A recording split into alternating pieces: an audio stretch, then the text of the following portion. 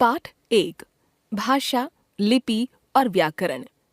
Language, script and grammar.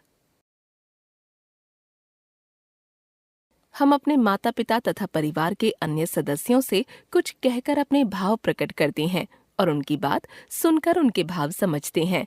जब हम बाहर होते हैं तो फोन द्वारा बोलकर या संदेश लिखकर अपने भाव प्रकट करते हैं और फोन सुनकर या संदेश पढ़कर दूसरों के भाव समझते हैं। भावों को प्रकट करना या उन्हें समझना केवल भाषा के द्वारा होता है। अतः हम कह सकते हैं कि भाषा वह साधन है जिसके द्वारा मनुष्य अपने भावों या विचारों का आदान प्रदान करता है। भाषा के रूप। भाषा के 2 रूप होते हैं, मौखिक और लिखित। इसके साथ ही भाषा के 4 कौशल होते हैं, बोलना, सुनना, लिखना और पढ़ना, जिनका प्रयोग भाषा के दोनों रूपों में होता है। बोलना और सुनना भाषा के मौखिक तथा लिखना और पढ़ना भाषा के लिखित रूप के अंतर्गत आते हैं। मौखिक भाषा। नेताजी श्रोताओं के समक्ष भाषण दे रहे हैं। यहाँ नेताजी बोलकर भाषण दे रहे हैं और श्रोता भाषण सुन रहे हैं। यह भाषा का मौखिक रूप है। लिखित भाषा। राघव पत्र लिख रहा है, अमन पुस्तक पढ़ रहा है। यहाँ एक बालक का पत्र लिखना और दूसरे बालक का पुस्तक पढ़ना भाषा का लिखित रूप है। मातृभाषा। हम जो भाषा अपने माता पिता तथा परिवार के अन्य सदस्यों से सीखते हैं, अर्थात जो भाषा हमें जन्म से अपने परिवार से मिली होती है, उसे मातृभाषा कहते हैं। भारतीय संविधान में हिंदी सहित 22 भाषाओं को मान्यता दी गई है, जो इस प्रकार हैं: 1 असमिया, 2 नेपाली, 3 डोगरी, 4 संस्कृत, 5 कन्नड़, 6 तमिल, 7 मैथिली, 8 हिंदी, 9 मराठी, 10 बोडो, 11 पंजाबी, 12 मणिपुरी, 13 सिंधी, 14 कोंकणी, 15 उर्दू, 16 संथाली, 17 बांग्ला, 18 उड़िया, 19 गुजराती, 20 कश्मीरी, 21 तेलुगु, 22 मलयालम। राष्ट्रभाषा। भारत में अनेक भाषाएं बोली जाती हैं।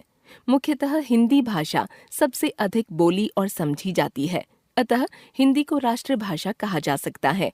राजभाषा।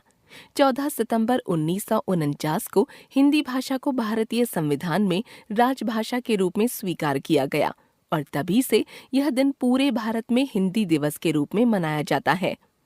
सरकार का सब कामकाज राजभाषा में चलता है। बोली। बोली आम बोलचाल की वह भाषा है जो सीमित अथवा बहुत कम क्षेत्रों में बोली जाती है। बोली में साहित्य की रचना नहीं होती। अवधी, मैथिली, मारवाड़ी, बुंदेलखंडी आदि बोलियां भारत के भिन्न भिन्न प्रदेशों में बोली जाती हैं।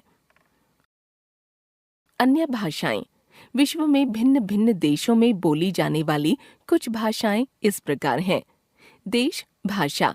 भारत हिंदी, रूस रूसी, जापान जापानी, फ्रांस फ्रांसीसी, चीन चीनी, इंग्लैंड अंग्रेजी। पूरे विश्व में सर्वाधिक अंग्रेजी भाषा बोली जाती है, इसलिए इसे अंतर्राष्ट्रीय भाषा कहते हैं।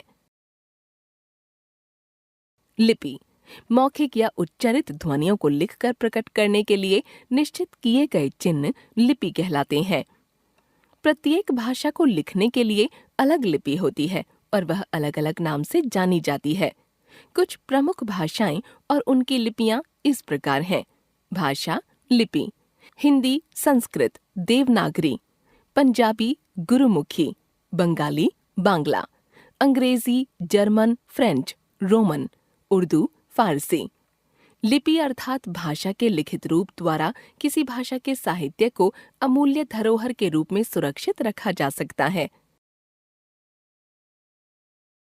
व्याकरण। हमारे बोलने, लिखने और पढ़ने में जो भाषा प्रयुक्त होती है वह शुद्ध है या नहीं, यह व्याकरण से ज्ञात होता है। व्याकरण हमें भाषा को शुद्ध रूप से लिखना, पढ़ना और बोलना सिखाता है। जैसे कवि कविता लिख रही है लिंग संबंधी अशुद्धि। कवि कविता लिख रहा है। शुद्ध रूप। पी रहा है पानी प्यासा कौआ। पदक्रम संबंधी अशुद्धि। प्यासा कौआ पानी पी रहा है। शुद्ध रूप। उपर्युक्त सभी अशुद्धियों का बोध हमें व्याकरण द्वारा हुआ। हर भाषा के कुछ नियम होते हैं जिनका पालन करने से ही भाषा शुद्ध रूप में लिखी और बोली जाती है। अतः हम कह सकते हैं कि व्याकरण वह शास्त्र है जो भाषा को शुद्ध रूप में लिखना, पढ़ना और बोलना सिखाता है। हम जान गए भाषा, लिपि और व्याकरण। भाषा द्वारा भावों या विचारों का आदान प्रदान। भाषा के दो रूप, मौखिक, लिखित। जन्म से अपने परिवार से मिली भाषा मातृभाषा। बोली भाषा का सीमित क्षेत्र में बोला जाने वाला रूप। मुंह से निकली ध्वनियों को लिखने के लिए निर्धारित चिन्ह, लिपि। भाषा को शुद्ध रूप से लिखना, पढ़ना और बोलना सिखाना, व्याकरण।